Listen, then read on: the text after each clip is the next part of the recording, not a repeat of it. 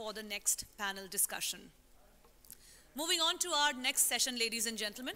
The session is on technology and other issues impending agriculture. For this session, I would now like to introduce and invite on stage our session moderator. Please welcome Mr. K.R. Srivats from Businessline. He'll be moderating this session for all of us. Ladies and gentlemen, amidst your warm applauses, I can see Mr. Srivats walking towards the stage. Welcome you, sir.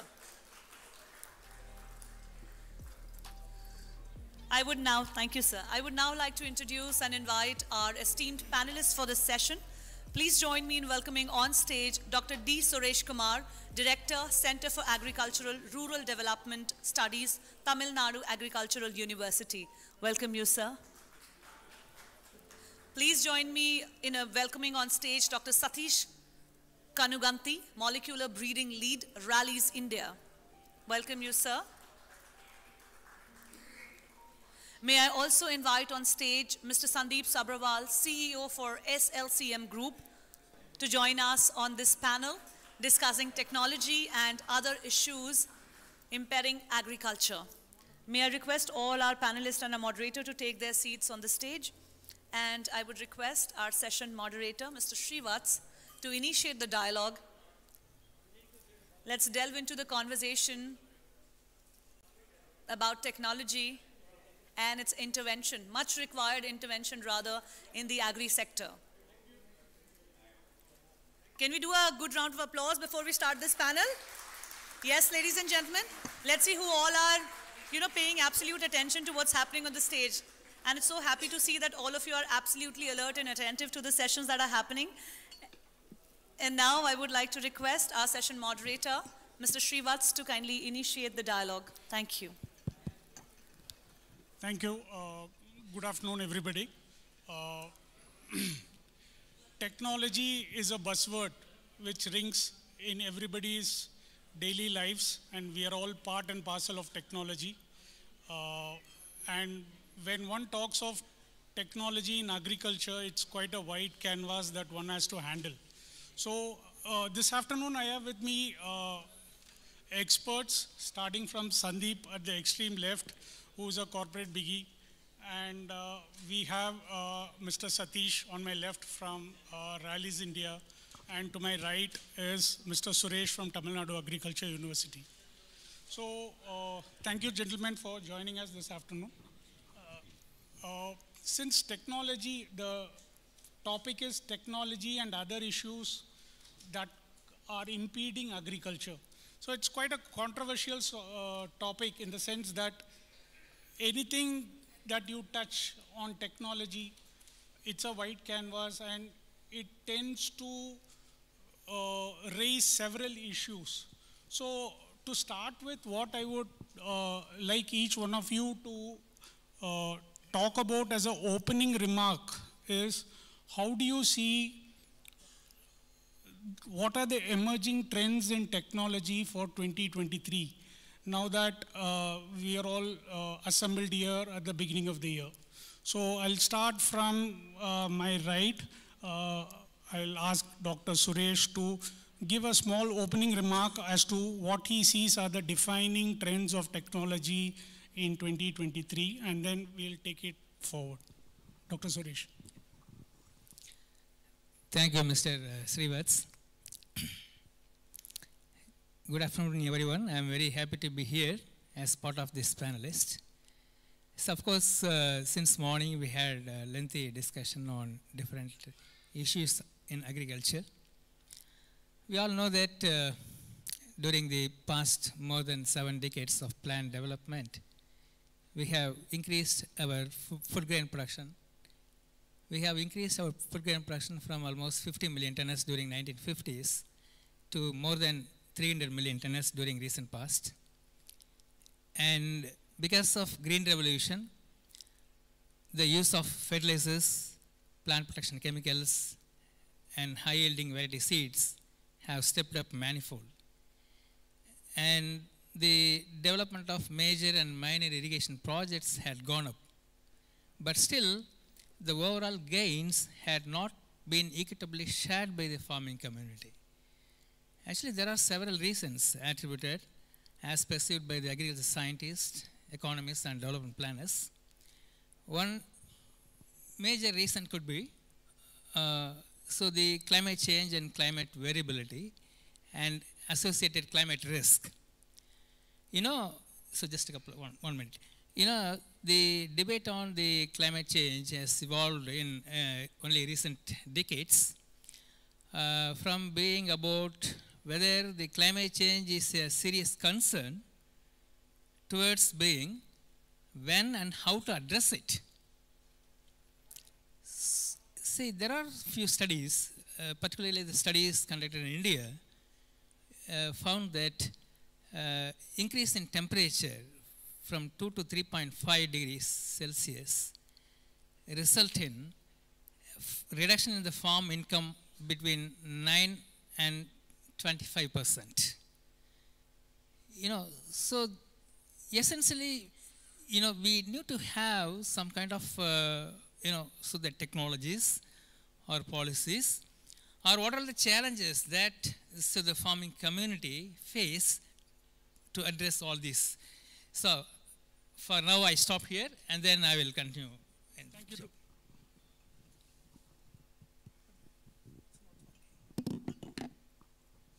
Thank you, Dr. Suresh, for that. I think climate actions and the responses to climate actions and the impact on agriculture are clearly going to be defining policy thoughts for the coming year, both from the government side and also the private sector. So moving to Dr. Satish, I would request Dr. Satish to, as his opening remark, give us a sense of what he thinks could be the defining trend or the emerging trend on technology use in 2023. Thank you. So as we heard in the previous session about the involvement or implementation of the technology deployment for improved agriculture, especially, for example, we need different traits. We need to increase the yield. Yield is there. Sure, other traits are there. But thing is, the technology is happening, a lot of research is happening, but it is stopping somewhere. We see a lot of publications, we all talk about the technology in the seminars, but at the end of the day, when we talk about the implementation, it is not that great. So we need to improve in that area. And coming to 2023, the technologies had played a role and they are going to play a key role in the coming years as well. One technology which is emerging in India across the globe is gene editing. This is the one I think could be a game changer for India. Of course, every technology has a drawback. I'll touch upon as we go forward for more in-depth discussion. And genomics has played a key role, and it has already been demonstrated in terms of superior varieties across the crops. Similarly, we talk about digital agriculture or precision agriculture, Internet of Things.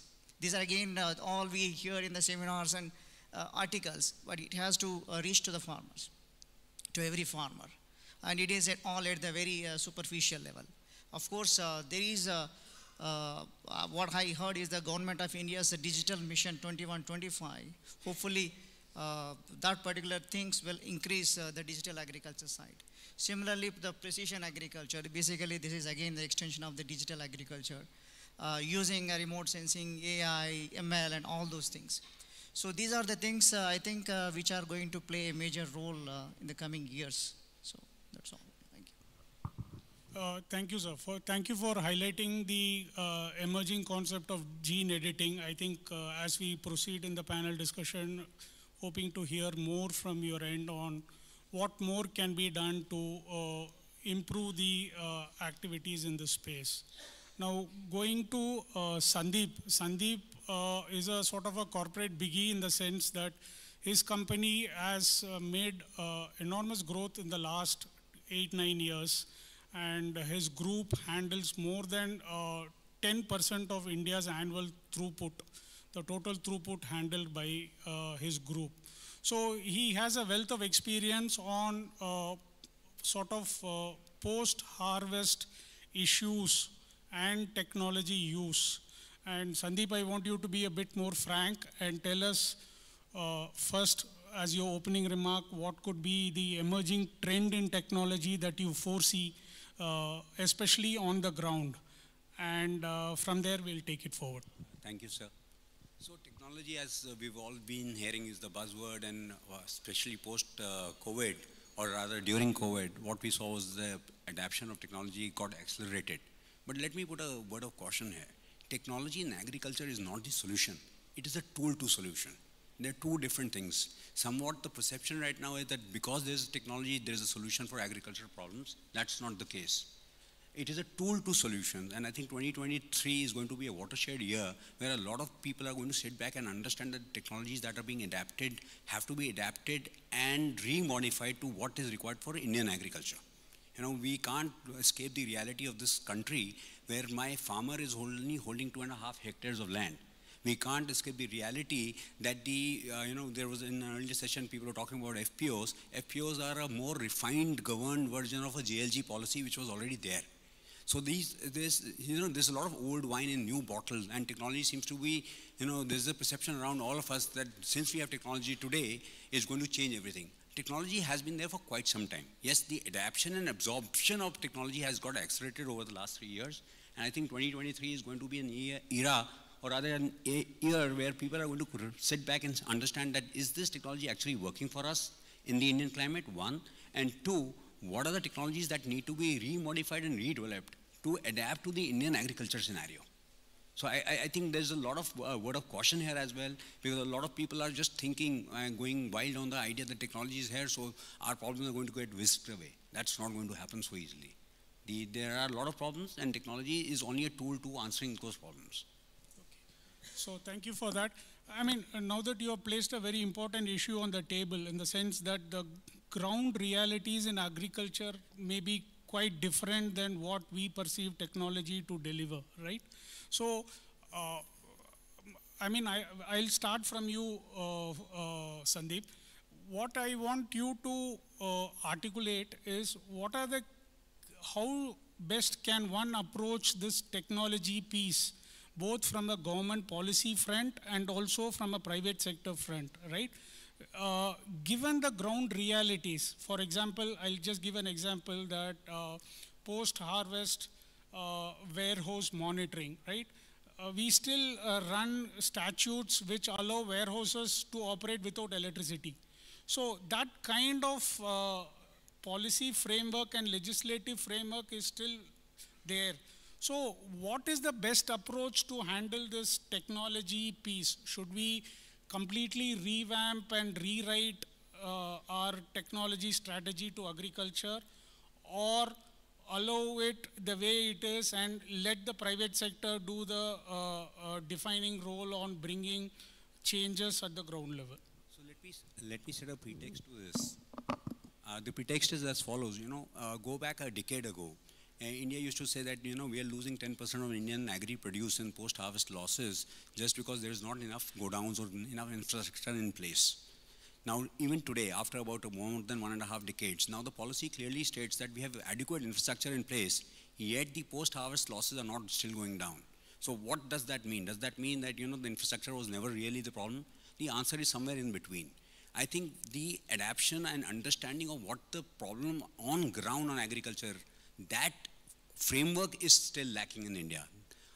Let me elaborate even on that. When he talks about, let's say, why electricities are not allowed in warehousing. Now, there is a logic behind it, is because electricities could end up having a short circuit, and hence there could be fire in the warehouse and the produce could get destroyed. But over the last 47 years, there's a lot of development which has happened. Now, companies like us have actually gone ahead and said that without electricity also we can still monitor warehouses by using a technology called Agri Suraksha, which utilizes solar-powered cameras with 5G and 4G networks. Now, as I said, technology has to be implemented on the groundwork. One. Two, policy-level intermediation is required. Our policies, as I've said, were drafted 40 years ago, some 30 years ago.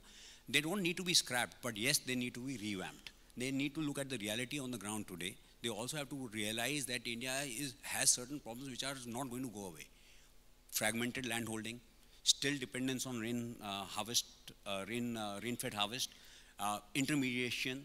You see, we used to have 7,557 APMC markets from where the goods used to get traded. They are still, 1,000 of them still functional. That does not mean that, these APMC markets have no use. Obviously, they're functional because there is a use.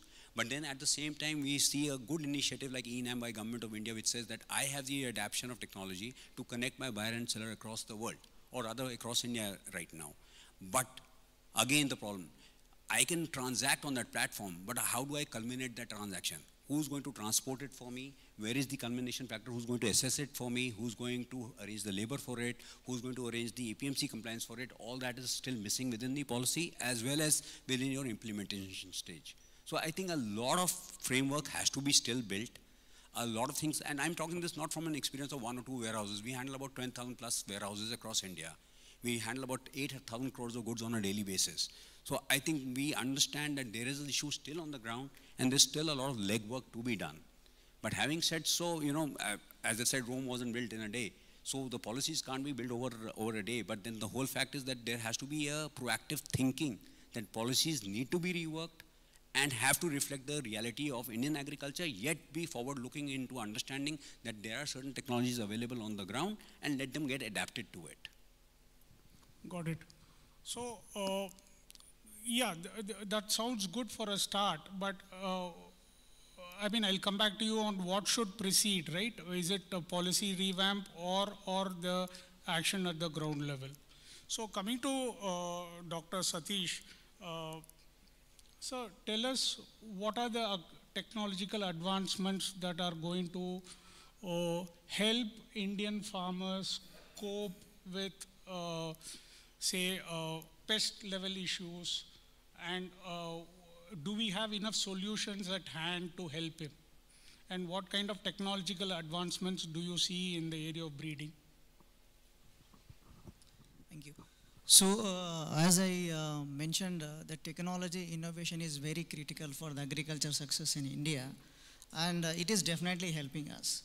So, if I just take a specific example about the technological advancement which are available for the farmer or farming community, either from industries or the academics, one technology which has demonstrated extreme growth in the agriculture is the genomics, utilization of the genomics or the molecular breeding, what we call it as genomics assisted breeding, which has already demonstrated the development of superior varieties which are resistant to various stresses, for example, pest resistant, disease resistant, drought resistant, several biotic and abiotic trait.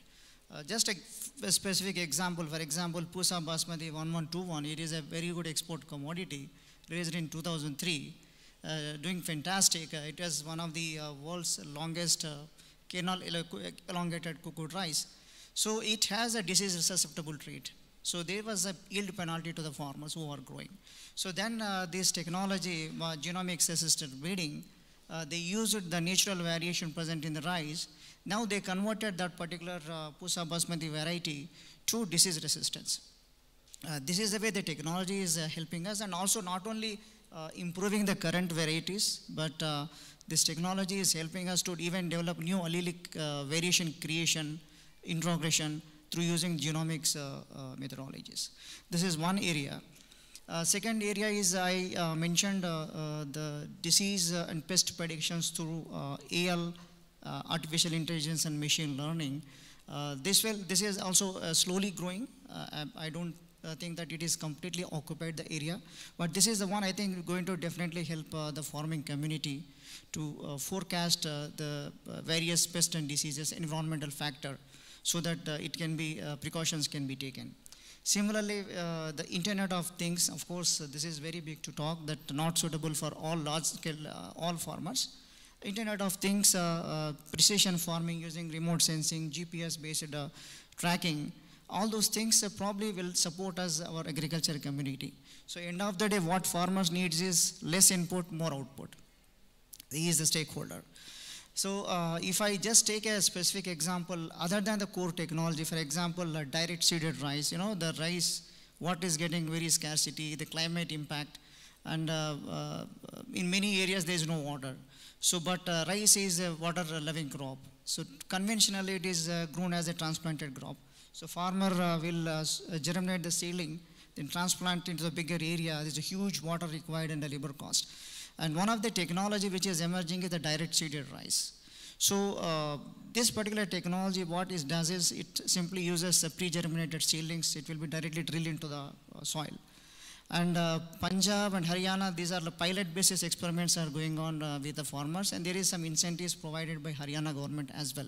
But the thing is, this particular technology has also drawback, because to make this technology successful, there are specific genetic traits are required for the rice what we are growing. So there is a research still going on. So when that particular genetic variations or the technology is developed, fully developed, I think that DSR, direct seeded rice, is going to be a game changer for rice. It estimates that this particular technology can save at least 25% of the water compared with the conventional. So similarly, there are other technologies like microbial technology, biofertilizers. So slowly it is growing. And other key emerging technology, what I mentioned, is the gene editing. So gene editing is the one which is completely different from the GMO to some extent, majority of the part. Of course, there is different methods in gene editing. One part is still considered as a GMO. The other two methods, what we call it as SDN1 and SDN2.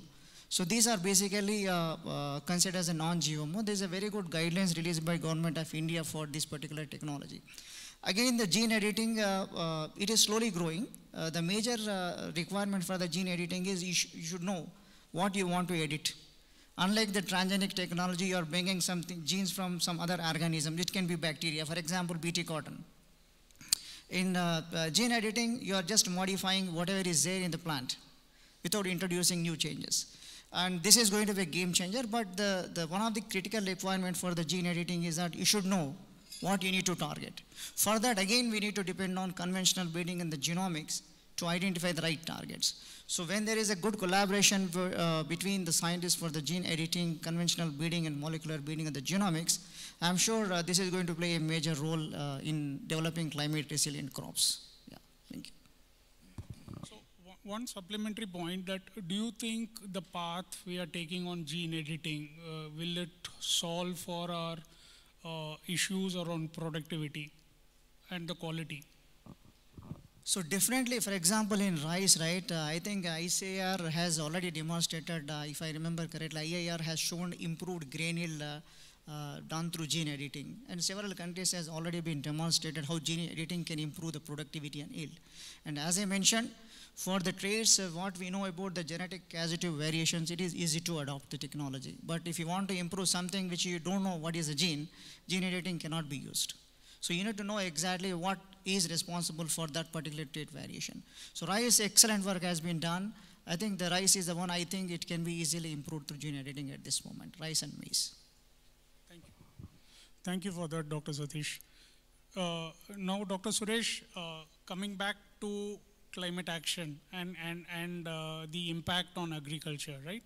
So if you could elaborate to our audience on what kind of policy initiatives are underway and what is TNAU's approach to climate action changes? Yeah, so this is a good question, but so before policy, so just I would like to highlight some of the key challenges that still remain unsettled, so that put farmers hard to combat with the climate variability and climate change issues. So one very important thing, as everybody was indicating, that so in our country actually the agriculture is a smallholder dominant agriculture. So almost 85% of the farmers belong to the small and marginal categories, and so they operate only almost 59% of the operational area. So not only the size of holding is small, but also there is a continuous marginalization of holdings. Okay, a subdivision and fragmentation of holdings happening continuously because of law of inheritance kind of thing. And so these issues, coupled with the climate variability and climate change, make the agriculture strenuous and put the farmers hard to adopt any new innovations or any technologies advocated by the state agriculture universities or research institutes. So the policy front, what we can think of is that already they are very poor resource base. Okay, so even in the morning, Dr. Ashok Dalwai was indicating, we should think of some kind of collectivization, so collective farming, contract farming, and FPOs. Okay, so these are some of the novel approaches we can think of to empower the small and marginal farmers so that their bargaining power, even in the market when they sell their produce, also improved. Okay, so that is the one thing, so just I would like to indicate. And another very important challenge is Sir was morning indicating, actually the water. So water is a very, very key resource being used for agricultural production, and it is closely associated with the climate variability and climate change. Okay, so if there is a monsoon failure, directly that will affect groundwater thing. So the country, in the waterfront, actually our country is facing several challenges. Water scarcity and drought in many pockets of the country. And then the intersectoral water allocation. In the light of ever increasing demand from different sectors like agriculture sector, domestic sector, and then industrial sector. Then continuous declining groundwater table. And then the declining in the storage capacity of the irrigation tanks, particularly in the southern India. Say for example in Tamil Nadu, so the storage capacity of the tanks are declined to the tune of 1/3, 30%. Then another important issue as far as the water sector is concerned, the failure of the traditional water management institutions, which are primarily responsible for management and maintenance of the irrigation institutions, like tanks or canal, and then the water pollution. So these are all the key challenges as far as the water resource is concerned. That is a big challenge. So that actually put the farmers to hardly adopt technologies. Okay. And the third important issue we can say is that the cropping pattern in many regions in the country is unsustainable or inefficient in the sense that they are inefficient in terms of resource use. That basically results in misallocation of resources and then indiscriminate use of land and water resources. Okay, and so that will be, if it continues, then the cropping pattern would be unsustainable. So we should think of some kind of policy measures like, the crop diversification. So recently, both the central government and all the state governments advocate for the crop diversification. That also help to, cope with the climate variability and climate change issues. Okay, and the fourth issue I can say is that the labor scarcity is a very, very important issue in several areas. Yeah, because of the labor scarcity, so even the small and marginal farmers, they are forced to go for, so mechanization. But the problem here is that the small and marginal farmers, they are unable to, so the most of the machineries designed and developed by the corporates, the private sector, that doesn't suit to the small and marginal holdings. So that is one of the very, very important thing. Okay, so we should think of some kind of thing. And another important issue another important challenge I would say is that the risk in agriculture. Okay, so there is always a risk, including the climate risk and the pest and disease, biotic pest and disease, everything, and the water scarcity kind of thing. So due to long gestation period, actually what happens is that the farmers take far in advance various production related decisions before the realization of output. So there is always a gap between the expected yield and the realized yield, and the expected price and the actual price realized in the market, and the expected market and the market at the time of harvest. So there is always a gap. So we have to identify some kind of thing. So even so as far as the price is concerned, for example, I would like to say, as you indicated, so in our university actually we have a separate cell called DEMIC, Domestic and Export Market Intelligence Cell. So through which actually we forecast prices and communicate to the farmers, disseminate to the farmers. So we forecast prices before sowing. So that helps the farmers to take decisions regarding the sowing. And we also forecast prices before harvest. So that will help the farmers to take decisions regarding whether to sell the products immediately to the market or store for some more time and then sell it. So that is the thing, okay? And so there's, so shall I have one more too, or? Yeah. Okay, yeah, right now I stop. I will continue later, yeah. So thank you, Dr. Suresh, for highlighting those challenges.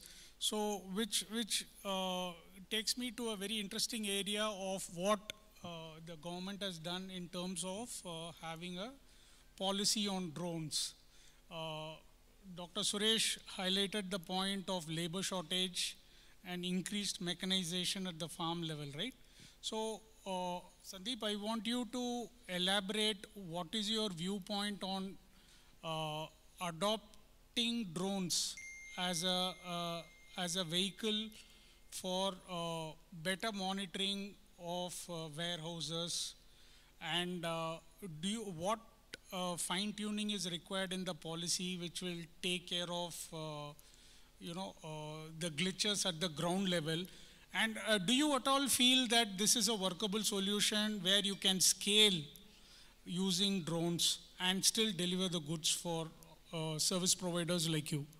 So when we talk about drones, I think the applicability of drones is more towards the input side of the crop rather than at the output side. Let me explain what I'm trying to say, is that you can use drones for applications in terms of judging the soil fertility. You can look at pesticide spraying, you can look at monitoring of the crop while it is growing, but that also the viability has to be checked, because as I've said, my farm holding is only 2.5 hectares. So it has to be commercially viable for both the drone operators as well as for the drone leasing companies. So sorry to interrupt, but given the slant towards increased FPOs coming into the system, do you think it will still be viable if it is operated at a FPO level? So basically there's a lot of framework still required to be defined. So when we talk about FPOs are nothing but farmer producer organizations which are actually disseminating and aggregating crops. Now whether their members are actually aggregating on a contractual farming basis also, there is yet to be discovered. So what I'm trying to say is that while a farmer producer organization, there could be 100 members who could get their crops together at the time of sales, but are they using the same standard operating practices for sowing of the same crop at the same time?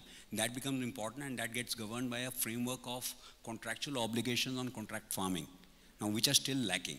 So when you talk about applicability of drones, that's where it becomes a challenge on the scalability of the model. Is my model, as if I were to, specifically if I am a service provider which is providing drones, I have to look at the applicability of the commercials behind it. Is it commercially viable for me to provide services of drones to 2.5 hectares of land? Probably the answer is no. But is it viable for let's say 25 hectares of land? Yes, the answer is yes. But when you come to output side, when you talk about godowns and warehousing, drones have very little applicability there. Why? Because warehouses are where the goods are already stocked. So hence, having the goods already stocked, drones have very little applicability unless until we develop a capability within the drones to do a volumetric analysis within the warehouse. Now, India, in a volumetric analysis, if you look at India, the way India stores grains, one is a silo structure which the government is trying to promote. But basically, India still goes back the flatbed technology. Flatbed technology means one warehouse which fits all crops. Because my crops are packed in gunny bags, 25, 50, or 100. So, and because of the cropping pattern of India, there are multiple crops which come to the same warehouse over a period of time. So automatically from a viability perspective, a flatbed warehouse drone does not work. So there are other technologies which we use for implementing on the warehouse level, where, as I said, CCTV monitors which are backed by solar cameras, there is GPS monitoring, there are thumbprint impressions, there are so many other technologies that we have patents, etc. also as a company. One important point of view which I think all of us missed out is that when we talk about dissemination of prices, the function of, when we talk about doubling farmers' income, because the whole point, my key stakeholder is a farmer here. Now, when my key stakeholder is a farmer, we all talk about either doubling his farmer price or we talk about financial inclusion of the farmer. But none of us have actually gone ahead and understood that what the farmer needs. When you look at a pricing policy on a farmer, the pricing policy is governed by two things, the quality and multiplied by the quality. Now, how do you disseminate quantity? There are dharm kantas across India. But what are you doing about the quality? Are there labs across India? The answer is no. Is it viable to build labs across India? Again, the answer is no. That means that the technology, that is where technology has to get implemented on a ground level. Now, it's not about building a better car. You build a better moisture meter, you build a better sieve. That is not technology. Technology is something which you are seeing while opening your mobile phone or your tab. How do you open your mobile phone? By putting your thumb. How do you open your iPhone? By looking at that from its facial recognition. These technologies have already been developed for quality assessment, which means that every phone becomes the lab. That's the answer. With 5G inclusiveness coming into India, with more and more mobile penetration coming into India, technologies which are mobile driven and answer to that issue on the ground. And that's what we call, very fondly call, phygital. Technology mimicking physical activities. I agree. We have made rapid strides on telecom, technology, UPI, payments, right? So the question that would be in everybody's mind is that why not draw the same success in agriculture, right? So whether it is digitization of agricultural produce or post-harvest monitoring, why can't we bring the same level of success that one sees at a smartphone level in the space of agriculture? So there is something that we are missing the plot, right? So the plot is very simple, sir, is that unlike money, which can be transacted both through the internet or through plastic money, commodities are physical in nature. They need to be consumed. They have to be transported physically. They cannot be transported on a binary transport like zeros and ones. So automatically I can disseminate the knowledge of that through zeros and ones as binary. The Internet of Things can work on dissemination of that knowledge. But can I move unless until I see the old science fiction Star Trek type that I'm beaming up the entire truck from Kerala to Tamil Nadu? It doesn't work. Physically the goods have to be moved. And hence a cut copy model of a UPI or a cut copy model of an e-commerce platform, which most of the technologies today are mitigating or mimicking, won't work. It will not work. A lot of thought has to go in on what technology adoption has to go, how it is going to suffice and complement the physical movement. That is where the buzzword is. But this morning in one of the panels, it came out clearly that how India is losing a lot in terms of the inefficiencies in the logistics ecosystem, right? I'm sure technology developments can look at reducing those losses. So what is your assessment there? Do we need to up our game on that, or are we still miles behind? No, we are not miles behind. So I can give you an example. In 2012, as a company, we issued for ourselves for a patent called Agri, which was a technology which helped us enable how a crop is going to be managed in any infrastructure to bring down post-harvest losses from 10% to now proven at 0.5% without investing in the infrastructure. So technologies are there. Let me be very categorical about it by saying people come back and say technologies are being developed today. No, technologies are already there. It's how you implement those technologies on the physical infrastructure on the ground. What is your interface? How your farmer is understanding that interface. That is what is missing in the piece today. And that is where I'm saying that 2023 is going to be a different year altogether. 21, 22 people are very happy about technology. 23 people have to reassess whether this technology actually works for my physical structure, and that's why hence the word called phygital. My digital has to marry my physical. Unlike an e-commerce platform or a UPI platform, technology will not be the answer, it is going to be a tool to that answer. So what about the end user front, right? If the farmer, something needs to be done more at the farmer end to increase the adoption of technology, right? Today an average farmer may be more keen, if I can use, watching YouTube than logging into an application which has farm related solutions, financing for him. So how does one bring that change in narrative and bring the education quotient up at the farm level, right? Who should take up that task? So I think it has to be a task driven both by the government and the private sector. It cannot only be a government-driven task. And the answer is that, you see, if you are delivering something which a farmer wants, for example, if I look at post-harvest situation, a farmer has two choices. One, he can store the crop or he can sell the crop. Now, there are a lot of thought processes in going in predicting prices. Whether my prices are going to be good 2 months down the line, 1 month down the line, and can I hold? Now, that's a truth table saying, can I hold or can I not hold? But the answer is, if I have to hold, where do I get the finances for me to hold? And how am I going to make that financial inclusion onto that farmer? And that's where technological advancement has actually gone through, where a lot of people are saying that I am going to give you loans based on your application which is driven through a technological phone. Now, once you start layering that and layering it with more and more skill set development for a farmer, then only the plot works. So it's not a story wherein you say that it's going to solve itself on a day. And it's also not a story where only the private sector can solve it. A lot of seminars, a lot of dissemination of knowledge has to go both from private and public partnership of disseminating the use of technical tools which will enable the farmer to get over his whims today. You know, let's not talk about something which is going to happen 10 years from now. His problem is financing today. His problem is storing of his crop today. And that is why you will see that the shift is more towards MSP-driven crops, because he has more stability in his mind when he sees that, okay, I am guaranteed the price of, let's say, wheat and rice. So that's where when one of my co-panelists said that, you know, there's a cropping pattern disharmony in this country. It will always be, because that's where he's getting guaranteed money. Sure, got that point, Sandeep. That's a point well taken. So coming to Dr. Satish, so before I open the floor to the questions from the audience, give us some insights on what kind of technological advancements in breeding, how can we improve the quality of vegetables and fruits at the farm level. So quickly, if you can, within 2-3 minutes, tell us what's in store. As I mentioned, this is one of the area not fully addressed by the technology, and slowly we are growing. And in other countries, I think they're a little bit advanced now because of some of the latest technologies like gene editing. But there is a lot of progress for fruits and vegetables in terms of the genomics. Now, at least, we know, for example, tomato, we know that what are the genes responsible for increased shelf life. Similarly, the research is going on for other vegetables and crops, not to that extent. Slowly, it is growing out. Now, once we know the targets, definitely the one approach is basically quickly improve the shelf life using the genomics-based approaches, genomic-assisted breeding. That is the easiest way. Other thing is that feed the information to the gene editing pipeline, so that is a way it can be accelerated in that area. And other technologies, for example, if I just take a specific example, for example, slaver drop-in, so what is that?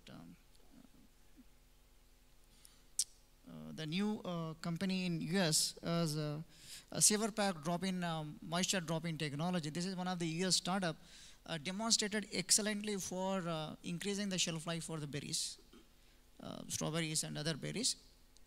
I think they have used a very simple solution, but that is where actually the farmers were very happy. So similar technology I'm also expecting in India.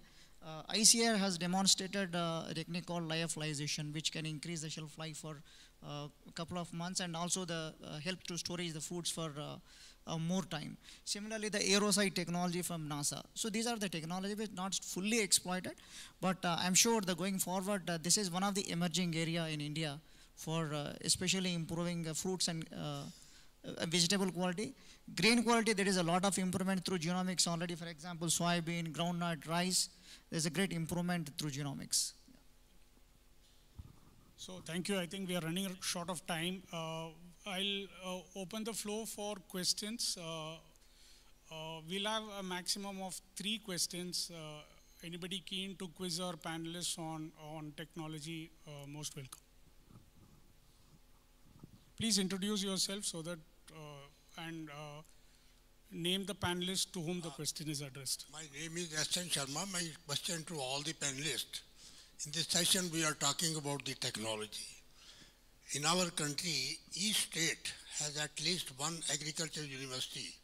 Plus, there are 50 labs under the Ministry of Science and Technology, plus IIT. They are all doing research work. But unfortunately, the research work done, the technology developed in these institutes remain in the book, remain in the lab.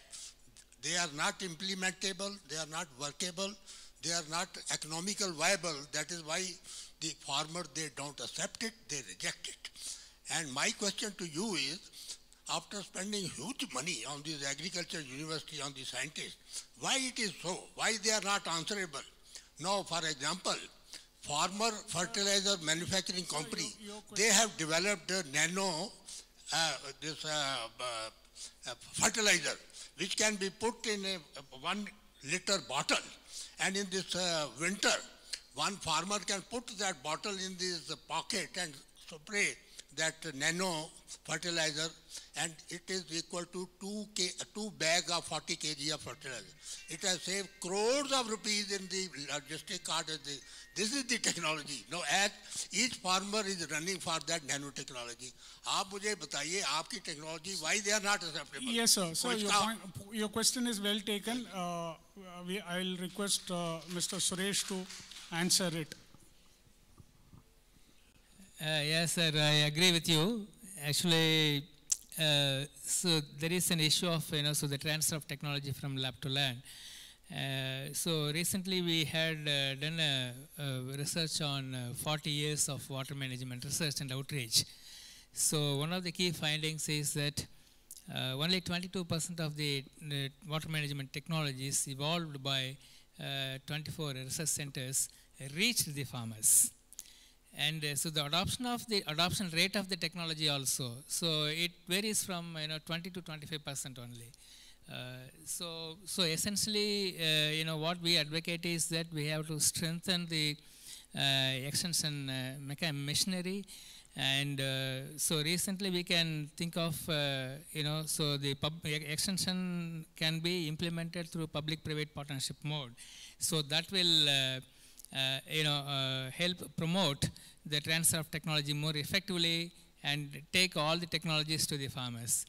And one of our other findings is that, so the almost 78% of the practices being followed by the farmers are from traditional wisdom. Okay, so what we advocate is that the research institute may consider those things when they start up a research. So these are some of the response from my side. I'm afraid we are running out of time. Maybe one last question before we wind up this panel. Are there any questions? Please identify yourself and the question, who should answer the question. Good afternoon, sir.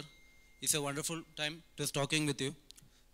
Sir, regarding adoption of technology, even the small farmer was having a minimum land holdings. But in case of technology, they're reducing compared to marginal farmers. So that, is there any technology adoption, small technology adoption, which increase the small farmer income, sir? Who is the question addressed to? Suresh Kumar, sir. So thank you so much. Actually, so the technologies developed by the state agriculture universities and ISR institutes are scale neutral. Okay, so most of the technologies are scale neutral. So that can be easily adopted by a small farmer, marginal farmer, large farmers. Except machinery. Machinery, that is actually a challenge for the small and marginal farmers. Otherwise, technology or scale neutral, no issues. Just wanted to add a quick comment, especially for the small scaling farming community. The vertical farming, probably it may be beneficial, especially in the form of hydroponics and aeroponics. And especially this will be helpful for the vegetable farmers. I don't think it is too much useful for the field crops. This is a technology probably the government should encourage it to move towards that, so that we can save water and also farmer can earn a good revenue within a short period of time.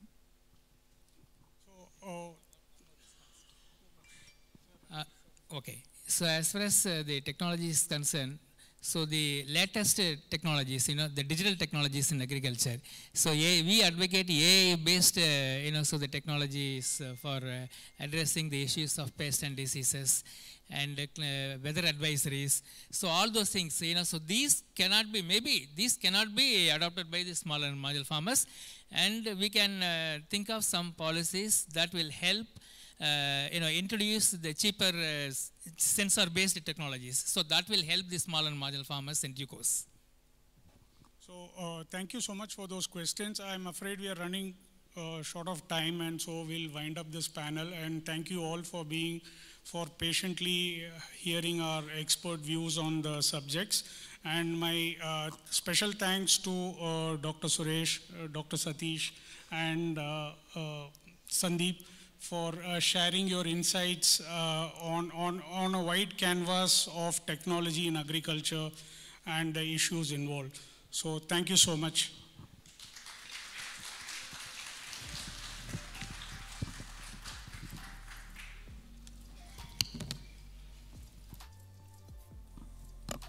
Thank you very much, sirs, for sharing your thoughts with us. We would now request our session moderator to kindly present a token of appreciation, a memento to each of our panelists here on stage. Ladies and gentlemen, let's put up a great round of applause for all our eminent panelists. Thank you for making time and joining us here at this event. Ladies and gentlemen, we are here at the Business Line Agri and Commodities Summit 2023. We have a few more sessions to dive into, but let's thank our panelists first right now with our round of applauses. The panel spoke about technology and its intervention in the space of agri and commodities sector.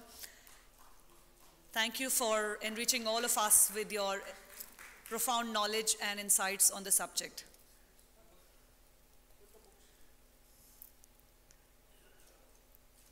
Thank you once again, sirs, for joining us here.